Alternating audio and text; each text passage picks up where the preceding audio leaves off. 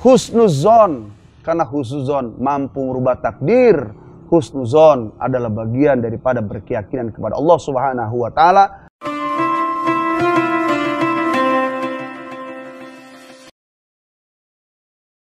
Nurul huda wafana bihusni ayana.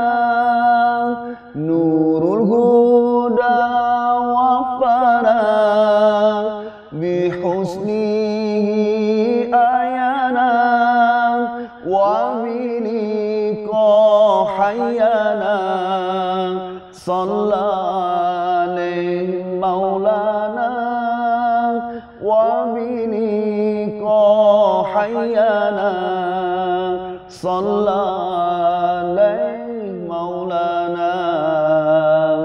Hadzal maladul azim, hadza raufur rahim, atami qalbin salim sallallahu alaihi maulana, atami qalbin salim sallallahu alaihi maulana. Assalamualaikum warahmatullahi wabarakatuh. Alhamdulillah wassalatu wassalamu ala rasulillah. Asyhadu an la ilaha illallah wa asyhadu anna muhammadar rasulullah. SPM, sahabat Pondok Mohai, malam ini kita dijumpakan lagi oleh Allah Subhanahu wa Ta'ala. Mudah-mudahan malam yang cerah, secerah hati kita saat ini. Di waktu saat ini kita merasakan sesuatu yang sangat mengkhawatirkan dalam kondisi musibah besar. Sehingga banyak di antara saudara, sahabat, kawan-kawan kita gelisah, resah. Apalagi semenjak mulai mereka tinggal di rumah. Bagaimana bisa dapat uang, bagaimana bisa dapat rezeki, bagaimana bisa makan kalau nggak kerja, kalau nggak keluar rumah. Padahal Allah sudah menyiapkan itu. Jangankan manusia yang sesempurnanya bentuk, sampai pun binatang melata sudah diatur rezekinya oleh Allah Subhanahu wa Ta'ala. Wa ma min dabatin fil ard illa 'ala Allah rizquha wa ya'lamu mustaqarraha wa mustaudaha kullun fi kitabim mubin.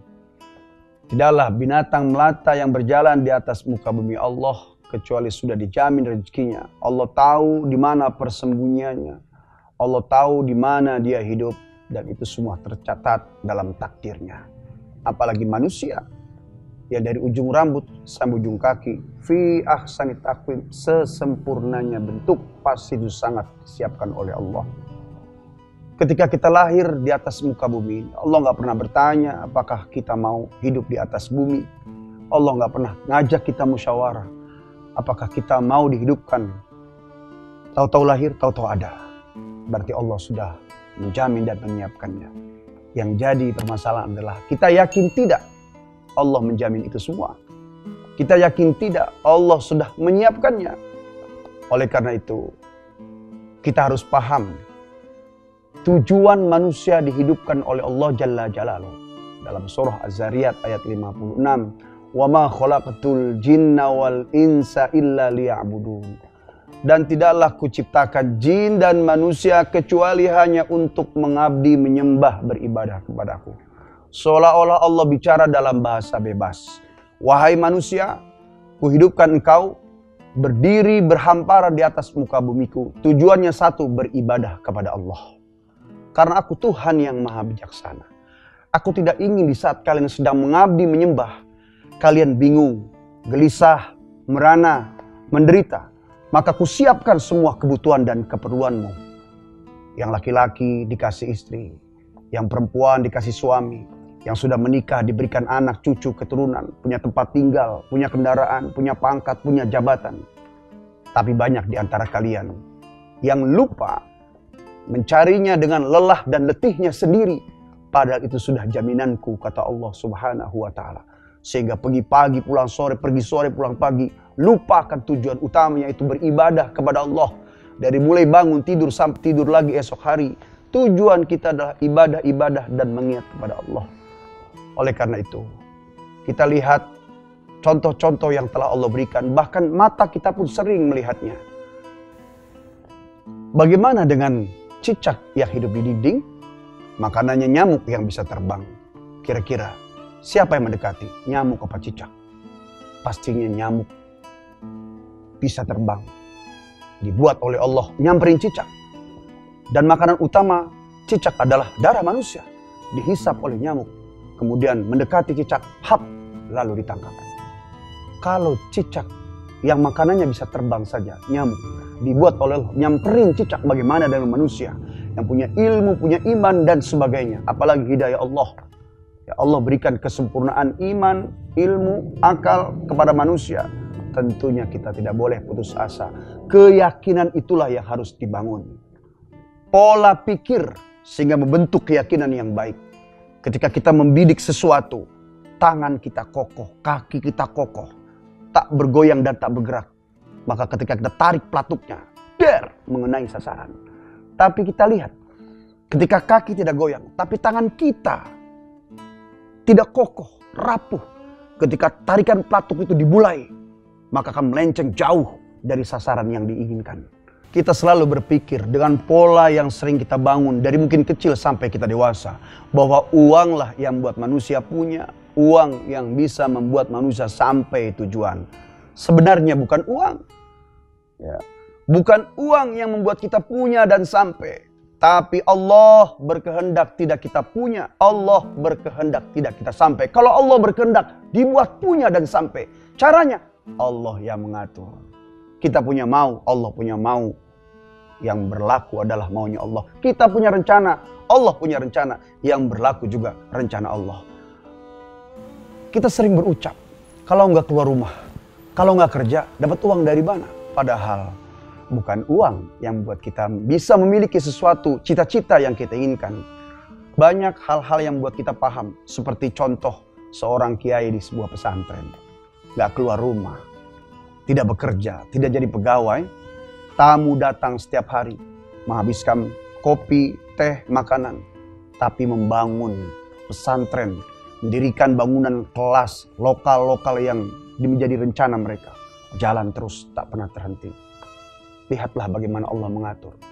Binatang yang tersembunyi di tempat-tempat yang kecil, Allah antarkan rezekinya. Maka yang harus dibenahi adalah keyakinan. Dan itulah yang dibangun oleh Rasulullah SAW. Mengapa Rasulullah sukses di kota Madinah? Mengajarkan tentang sholat, puasa, zakat, haji, bertata negara, berpolitik, berbangsa, berumah tangga. Dari hal kecil sampai besar. Selama 10 tahun jawabannya cuma satu. Karena Rasulullah sukses mengajarkan nilai tauhid selama 13 tahun di kota Mekah. Kesimpulannya bahwa ketika kita ingin sukses urusan dunia, siapapun kita, yang jadi polisi, yang jadi dai, yang jadi pedagang, jadi pejabat, jadi aparat, tinggi rendah posisi, kedudukan kita dimanapun, bukan nilai itu yang harus dibangun, yang harus dijadikan dasar. Ya, tapi keyakinan bahwa Allah lah yang mengatur rezeki. Saat kita berdoa, saat kita meminta, saat kita berkeyakinan, uang. Siapa yang tidak suka dengan uang? Dari mereka yang paham ilmu agama, sampai mereka yang melakukan kemaksiatan, semuanya cinta kepada uang. Tetapi bukan uang yang menjadi landasan manusia memiliki dan sampai tujuan. Allah Subhanahu wa Ta'ala. Keyakinan inilah harus dibangun. Dalam kondisi seperti ini, wabah yang besar, kita tinggal di rumah. Aduh, bagaimana dengan kita? Bagaimana apa yang kita makan? Bagaimana kehidupan? Bagaimana anak saya? Padahal cukup dibangun keyakinan itu, maka Allah hantarkan. Yang dihebatkan sujudnya, doanya. Yang dihebatkan adalah husnuzon. Karena husnuzon mampu merubah takdir. Husnuzon adalah bagian daripada berkeyakinan kepada Allah Subhanahu wa Ta'ala. Karena keyakinan adalah benang emas agar Allah terus mampu memberikan dan menyalurkan rezeki yang sudah diatur oleh Allah Subhanahu wa Ta'ala. Setelah kita yakin, yang kedua, kita punya proposal kehidupan. Kita ajukan dalam doa. Doa ruhul ibadah. Doa adalah ruhnya ibadah. Bahkan sholat pun ibadah. Sholat pun doa.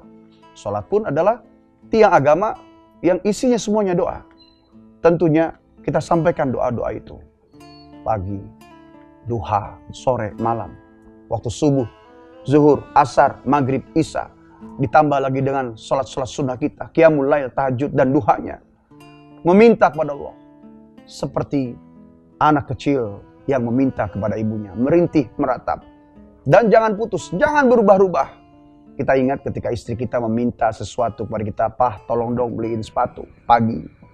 Kemudian siang lagi, "Jangan lupa ya Pah, sepatu." Iya. Sore sebelum tidur, "Jangan lupa yang tadi pagi." Iya. Sehari, 2 hari, 3 hari. Hari keempat, meriang suami kita. Tapi hari kelima, "Nih, beli." Kenapa? Karena benar mintanya. Kenapa tak kunjung dikabulkan doa-doa kita? Karena kita malas. Padahal Allah yang meminta. Ketika kita meminta kepada Allah, Allah banggakan kita. Allah akan membuat kita diperhatikan oleh malaikat-malaikat. Karena merasa kita mengakui Allah dan Allah diakui oleh kita sebagai hambanya. Siapa hambaku yang tidak pernah meminta kepadaku, sombonglah dia. Allah senang saat kita meminta, merintih, meratap. Di malam hari, siang hari, saat sendiri ataupun saat sedang berjamaah. Minta dalam doa, karena itu janjinya. Ud'uni astajib lakum. Minta kau padaku, niscaya aku akan kabulkan. Jangankan ada di tanah air, ketika kita berada di kota suci Mekah, Madinah, 2 haramain. Saat kita berdoa di Raudhah, saat kita berdoa di depan Ka'bah, multazam antara Hajar Aswad dan pintu Ka'bah.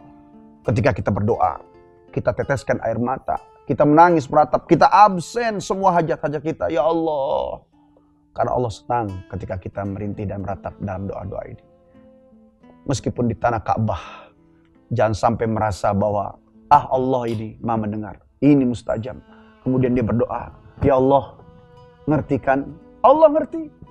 Tapi mana air matamu? Mana absenan doamu? Karena aku menanti kau datang ke tempat ini, dipanggil olehku dalam takdir untuk sampai berhaji berumroh. Dalam rangka kau meminta kepadaku, menyelaraskan antara mulut, hati, dan gerakan tubuh kita. Allah pasti akan ijabah doa-doa kita. Setelah yakini bahwa rezeki itu datang dari Allah.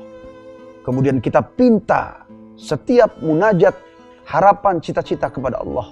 Eksis pagi, siang, sore, malam. Senin, Selasa, seminggu, 2 minggu, sebulan, 2 bulan, setahun, 2 tahun. Jebol rahmat Allah terbuka, akan ditumpahkan. Tentunya dari mulai berdoa sampai turunnya ijabah Allah. Tergantung bagaimana kita menjaga eksistensi ketika kita mengabsen doa-doa itu.